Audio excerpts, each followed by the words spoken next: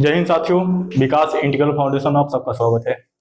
आज हम सब बात करेंगे कि वर्षा क्यों होती है, क्योंकि आज आज के डेट में जो हम सब भ्रम के एक अंदर मान्यता पाल लेते हैं कि जो वर्षा होती है वो भगवान कराते हैं। और बहुत सारे ऐसे गांवों में भ्रम चलता है कि जब हमारे गांव में बारिश नहीं होता है तो हमारे गांव में ऐसा देखा जाता है कि जो औरतें होती है वो भगवान को ही गाली देने लगती है कि भगवान ही वर्षा नहीं करा रहे हैं।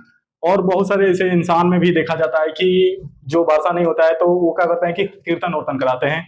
या हमारे गांव में जो बड़ बुजुर्ग होते हैं, जो बूढ़े इंसान होते हैं, उन पर क्या होता है कि मतलब इंसान के मतलब माटी और कचरा उचड़ा बिकता है कि वो इंसान नहाए तो वर्षा होती है। बहुत सारे ऐसी चीजें भ्रम पे चलती है, पूजा पाठ करना, बहुत सारा ऐसा कीर्तन भजन कराना, बहुत सारे ऐसे भ्रम की चीजें चलती है कि वर्षा नहीं होती है तो उसकी वजह से कराते हैं।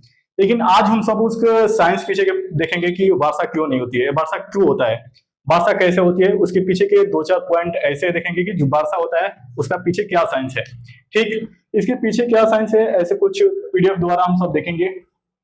हमारा आज का मुद्दा ही रहा कि वर्षा क्यों होता है।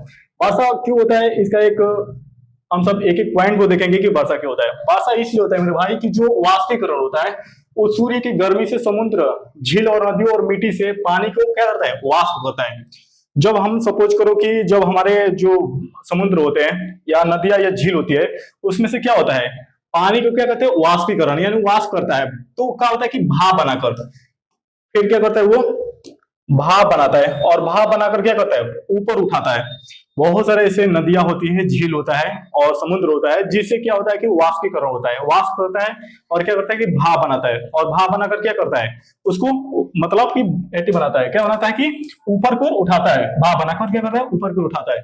दूसरी पॉइंट में इसे देख लेंगे हम सब कि पौधों से भी क्या करता है, वाष्प उत्सर्जन करता है। वाष्प उत्सर्जन द्वारा क्या होता है कि जल को वाष्प वाष्प निकालती है।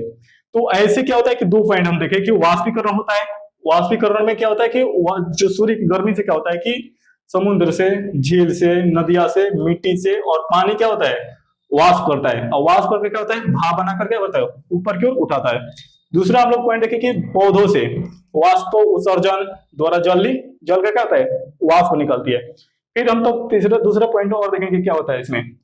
दूसरा साइंस में इसमें दूसरा पॉइंट क्या होता है कि संघनन। संघनन में क्या होता है मेरे भाई कि ऊंचाई पर तापमान कम होने से, ऊंचाई जो होता है ना, ऊंचाई जो कि आकाश वाले, आकाश में क्या होता है कि ऊंचाई के तापमान कम होने से जल वाष्प ठंडी होकर छोटे छोटे जल कणों या बर्फ के क्रिस्टल में बदल जाती है।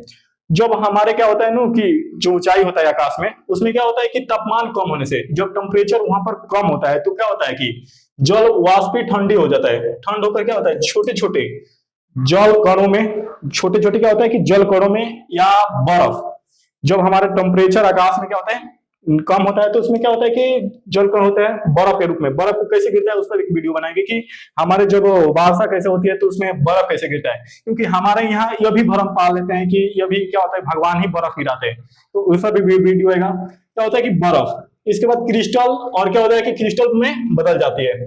फिर दूसरा पॉइंट में कहा हुआ कि ये जो हुआ जल कण आपस में क्या होते हैं, मिलकर बादल बन जाते हैं। तो ये सब पॉइंट देखते जाइएगा ध्यान से, क्या क्या होता है वर्षा होने से मतलब पहले। अर्थ होने से पहले ऊंचाई पर तापमान हम सब देख लिए, ठंडी होकर क्या होता है छोटे छोटे कण में या मतलब बर्फ या क्रिस्टल के रूप में मतलब बदल जाते हैं। इसके बाद ये जल कण आपस में मिलकर बदल जाते, बादल बन जाते हैं। तीसरी पॉइंट पर हम सब आते हैं। तीसरा पॉइंट में क्या है, बादलों का भारी होना।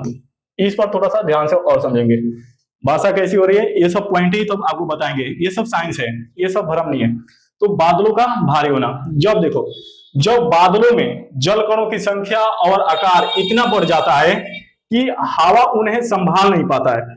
जब हम क्या करते हैं कि जब बादलों में जल कणों के, जो जल हम लोग वाष्पीकरण हुआ है, वो जल कणों की संख्या इतनी भारी हो जाती है, इतनी भारी हो जाती है कि क्या करता है कि वो हवा जो होता है ना, हवा उन्हें संभाल नहीं पाती। तब क्या होते हैं वो, तब वो भारी हो जाते हैं। तब वो भारी हो जाते हैं तो हवा नहीं संभाल पाती, तो क्या होता है उसी वक्त वर्षा होना शुरू होगा।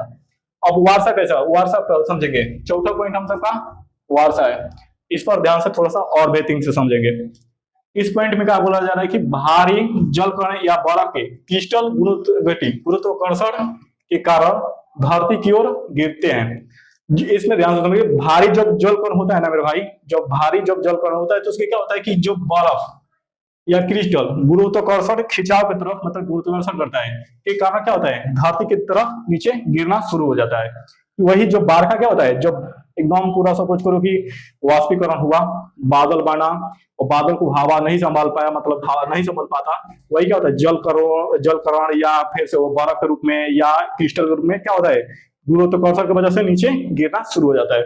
इसके बाद क्या होता है थोड़ा सा पॉइंट में इसमें देखेंगे, यदि निचले स्तर का तापमान पर्याप्त ठंड है तो अगर जब वर्षा हो रही है और उसके नीचे निचला तल जो है, निचला तल जो नीचे नीचे आते थे, बर्फ ऊपर से वर्षा हो रही है, निचले तल आते थे, क्या होता है वहां का टेम्परेचर ठंड होती है तो क्या होता है बर्फ या ओले, बर्फ या ओले, और यदि गर्म है तो वहां पर क्या होता है पानी की बूंदे बारिश गिरती है।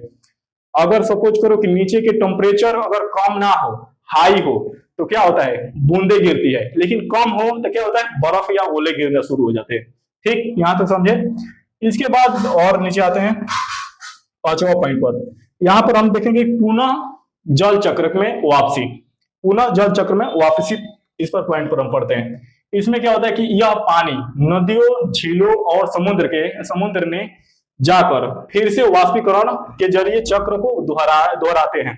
ये क्या होता है मेरे भाई कि जब फिर जल चक्र पे वापस का कैसे होता है कि यह पानी नदियों झीलों और समुद्र में जाकर फिर से क्या होता है वाष्पीकरण होता है और फिर उसी के जरिए क्या होता है चक्र को दोहराता है। बारिश ऐसा ही होता है मेरे भाई, समुद्र है, समुद्र से वाष्पीकरण होगा, वाष्पीकरण के बादल बनाएगा, बादल को मतलब पूरा उस पर जल चक्र ये सब बादल दल बन जाएगा, हवा से मतलब हवा जो मारता है उसे नहीं संभाल पाएगा, उसके टेम्परेचर भी ठंड हो जाती है तो उसके नीचे से मतलब बारिश होना शुरू हो जाता है। अब नीचे बारिश टेम्परेचर जो है मेरे भाई, वो टेम्परेचर अगर न्यूनतम मतलब कम है तो क्या होगा कि थोड़ा सा मतलब कि बर्फ मतलब हाई है तो क्या होगा कि पानी के बूंदे गिरना शुरू हो जाती है। यही टेम्परेचर हमारे धरती का पूरा मतलब कम है, पूरा एकदम लो है तो क्या होता है वो एकदम बूंद बूंद गिरता है। यही हाई होता है एकदम कम होता है तो क्या होता है कि बर्फ हुआ ओले गिरना शुरू हो जाते हैं। तो वर्षा ऐसे होता है, वर्षा ऐसा नहीं होता है कि हम सब अगरबत्ती दिखाए पूजा पाठ करें तो खूब वर्षा हो जाएगी या हम सब बहुत सारा सुखाड़ खत्म हो जाएगा, ऐसा नहीं होता है। वर्षा एक अलग तरीका से होता है। और हमारे तरफ में हमारे जो इस वीडियो इसलिए बनाना पड़ा कि हमारे जो गांव में होता है कि एक भ्रम मान्यता पार लेते हैं कि नहीं भगवान कराते हैं पूजा पाठ करो, हर कीर्तन कराओ, उसमें 20-30-25 हजार खर्च करो, इसकी वजह से वर्षा वर्षा होती है। ऐसा कुछ नहीं है, वर्षा का कुछ नहीं होता है, साइंस इसके पीछे होती है। अब एक दिन और वीडियो बनाने का सोचा हूँ इस पर कि बर्फ कैसे गिरता है, इस बर्फ कैसे गिरती है, एक बार मछली भी कैसे गिरती है, इस पर सब पर वीडियो बनाने का काम करेंगे। इसके साथ आज वीडियो का यहीं अंत करते हैं। इसी के साथ जय हिंद जय भारत।